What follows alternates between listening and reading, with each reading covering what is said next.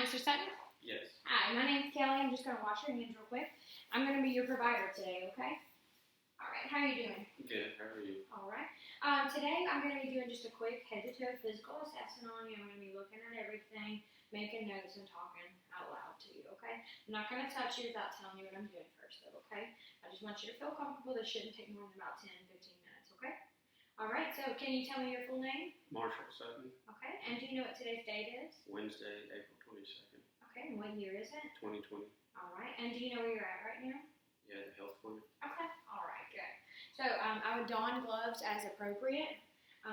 So first I would start, I'm going to start just looking at his head and neck. Okay. Alright, and his skin. From what I can see. Mr. Sutton, can you tell me what happened right here? I fell 2 days ago. Okay, is it causing you any pain or any problem? No. Okay, if it starts getting worse, just let us know, okay? Alright, and I'm going to look at this arm. Skin is clear. And from what I can see of his legs, no wounds noted to either extremity. Okay. Alright, Mr. Sutton, I'm just going to take a look at your head and your hair, okay? I don't see any damage to the skin, no wounds. Okay, I'm just going to tilt your head down for me. I'm going to look in his hair. I'm not seeing any dandruff or open wounds. No lice. Nothing unusual to the skin, nothing abnormal. Alright. Alright, and next I am going to take a look at your jaws, okay? I'm going to place my hands right here. Clench your jaws for me. Okay, and open and close. And side to side. Okay, there is a little bit of popping, could be some possible TMJ. Okay, alright, and then next I am going to take a cotton ball. And what I'm going to do is I'm going to, let me see your hand, I'm going to give you a light touch just like this, and I want you to tell me where you feel that touch at, okay? Can you close your eyes for me? Okay. And you can point at it. Okay. And now I'm going to alternate between this, call that sharp, and this is soft. I want you to tell me where you felt it and if it was sharp or dull. Sharp. Okay, and where at? On the chin. Okay. Sharp. On the forehead. Soft. On the forehead. Soft on the cheek. Okay, you can open your eyes back up for me. Alright, can you open and close your mouth for me? And then puff out your cheeks for me. Alright, so his cranial nerve 5 and 7 are both intact. Alright, so next what I would do is I would test his visual acuity using the Snellen eye chart from 20 feet away, bilaterally with both eyes. And then next what I'm going to do is take a look at his eyebrows and his eyelid. Can you close your eyes for me? Okay. Eyebrows are intact. No lacerations or any abnormalities noted to either lid. You can open back up for me. I'm just going to touch your face. I'm palpating the lacrimal apparatus here. And nothing abnormal found here as well. Alright. Now, Mr. Sutton, what I'm going to do, I'm going to check cranial nerves 3, 4, and 6. What I want you to do is keep your eyes on this pen. Do not move your head. And I want you to follow my pen with your eyes, okay?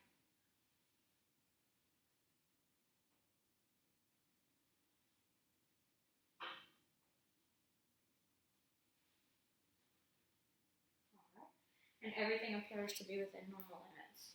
Next, I would have my ophthalmoscope, and what I would do is perform an eye examination. And so I would use my right hand to check out his right eye, and everything's within normal limits. And then my left hand for his left eye. And then next, what I would do is test his pupillary reflex. I would have my pen light. All right, keep your eyes straight forward for me. And I'm looking for both pupils to constrict. Alright, and they would if it was within normal limits. And then what I would do is test his auditory fields with a tuning fork using the Weber and the Wren test. So I would place the tuning fork here. I would ask him if he felt conduction in both ears. And then I would place the tuning fork here. and transfer it to here once he stopped hearing it against bone to make sure that the air conduction was greater than the bone conduction. All right, and then the next one, I would perform an auditory exam. I'm going to inspect the outside of the ear, and then there are no abnormalities noted here. So what I would do is I would grab the pinna back into the top, up and back, and I would inspect the ear, making sure to look at the tympanic membrane on both sides. And once again here, I would also pull up and back and look at it with my ophthalmoscope. Alright, so what I would do next is I would test his olfactory senses using different kinds of smells to make sure his olfactory nerve is intact. And then what I would do, look up for me, I perform a nasal examination with my otoscope, and I would use the light and the otoscope to check his turbinates and look at his septum, make sure there's no deviations or anything like that. Alright, next thing I'm going to get you to do is I want you to show me your teeth, please.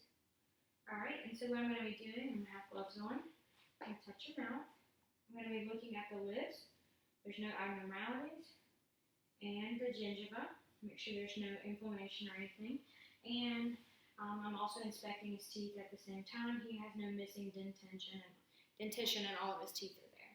Alright, can you stick your tongue out for me? Say ah. Okay, can you tilt your tongue to the left and to the right?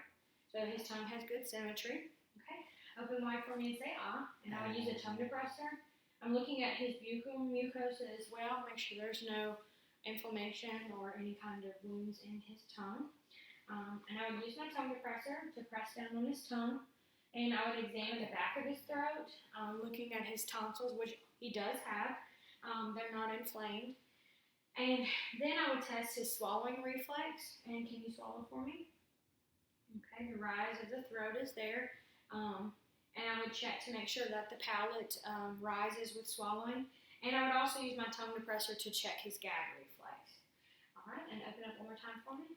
And I would use my tongue depressor to look at his soft and hard palate, his tonsils, and the uvula. All right, and then next what I'm going to do is I'm going to stand up. I'm going to take a look at his throat, his trachea. He's having no difficulty breathing. His trachea is midline. All right, and Marshall, what I'm going to do is I'm going to stand behind you. I'm going to pick your neck up just a little bit, and I want you to swallow for me. Okay, and what I'm doing here is I'm feeling the thyroid gland. And I know that this is the thyroid gland because I feel the rise and fall of it whenever he swallows. Alright, and next, Marshall, what I'm going to do is I'm going to test your lymph nodes. So I'm going to start here under the chin. And I'm just going to walk my way down. You tell me if any of this is sensitive. I'm feeling the back of his head. Okay. And I go to the supraclavicular nodes. And I'm not palpating any kind of nodes that appear to be swollen or tender.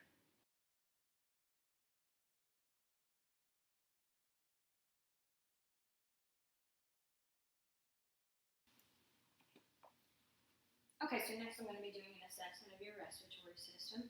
So at this point, the patient would have his shirt off. And what I would do is first I would inspect the chest area, watching for his respiratory effort, and at this point he is showing no signs of respiratory distress. Alright, and I'm just going to listen to your lungs.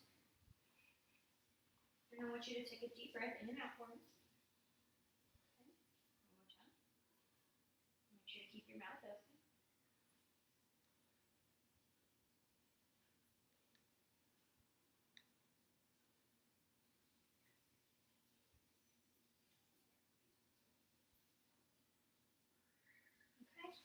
And I would do the same thing on the back, listening to the diaphragm of my stethoscope, and going on each side bilaterally and feel different spots on each side.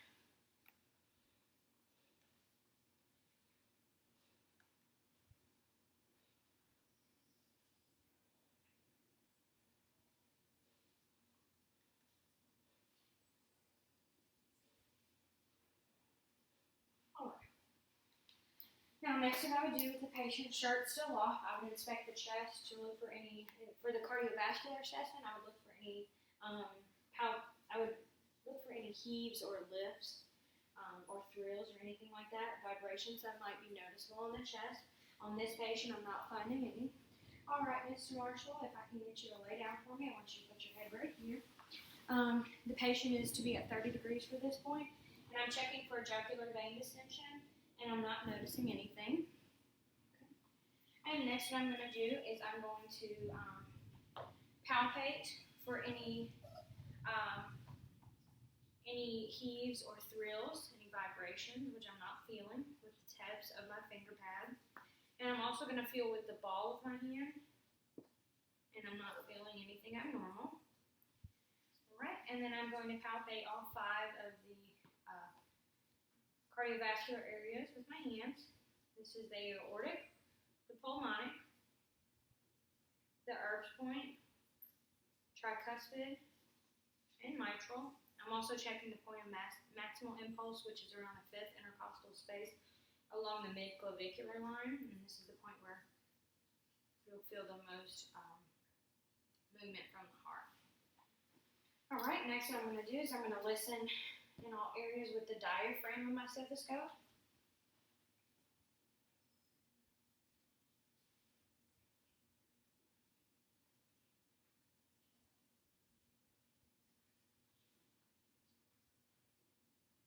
And then I'm going to do the same thing but with the bell of my stethoscope.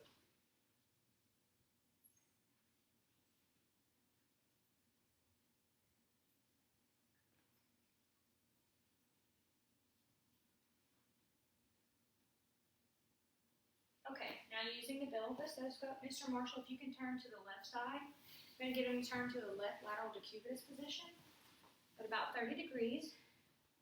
And I'm going to listen at the PMI.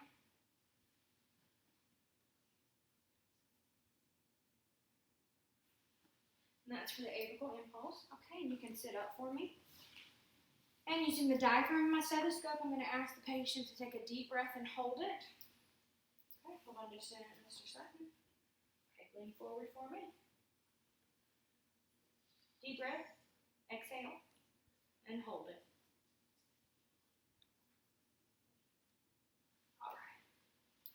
All right, Mr. Sutton, so what I'm going to get you to do is lay down for me next.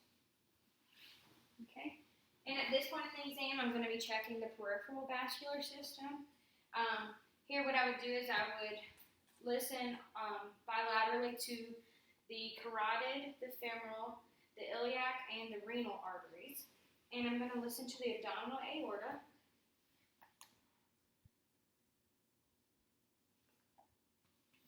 And there is no groove noted. And then next what I would do is I would palpate the carotid arteries. I would palpate the femoral arteries. And then I would palpate the radial arteries bilaterally. I would also bilaterally palpate the femoral arteries. And then unilaterally what I would do is palpate both the radial and the femoral artery to ensure that there's no lag in pulse, but on each side I would do that. All right, and then next what I'm going to do is palpate for an abdominal aortic aneurysm. Does that feel tender anywhere? Mm-hmm. Okay. And I don't feel any kind of abnormal pulse or anything like that. And then next what I'm going to do is I'm going to look at his peripheral system, and I'm noting that there is bilateral hair growth on each side. There's no patches of scaliness or missing hair. Next, I'm going to check the peripheral pulses, and I'm noting that there is no edema on either side or in the bilateral upper extremities. And at the same time, I'll be checking for capillary refill, and I'm noting that in each place, bilaterally where I'm applying pressure, there is a fast return of color. Also, at this point in the exam where I have the patient, I would be checking the inguinal, horizontal and vertical, axillary and epitrochlear nodes to examine his lymphatic system. Next in the exam, I'm going to do an abdominal assessment. The important thing to remember here is that I always inspect before and auscultate before percussing or palpating the abdomen. Okay?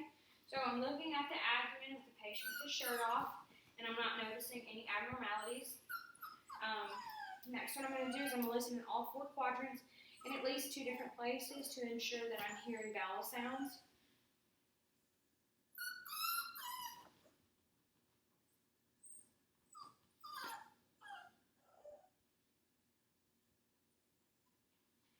Okay, and this patient has normal active vowel sounds with no high-pitched noises. And then next what I'm going to do is percuss, and so I'm going to hit this point in my finger.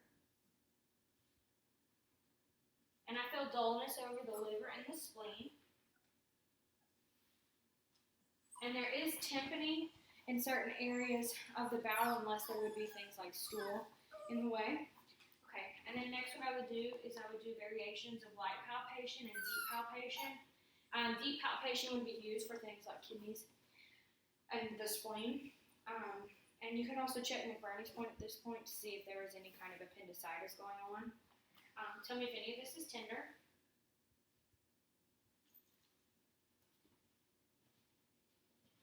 Okay, and then at this point in the exam, if it was appropriate, I could do a urogenital rectal examination or a male or female genitalia examination.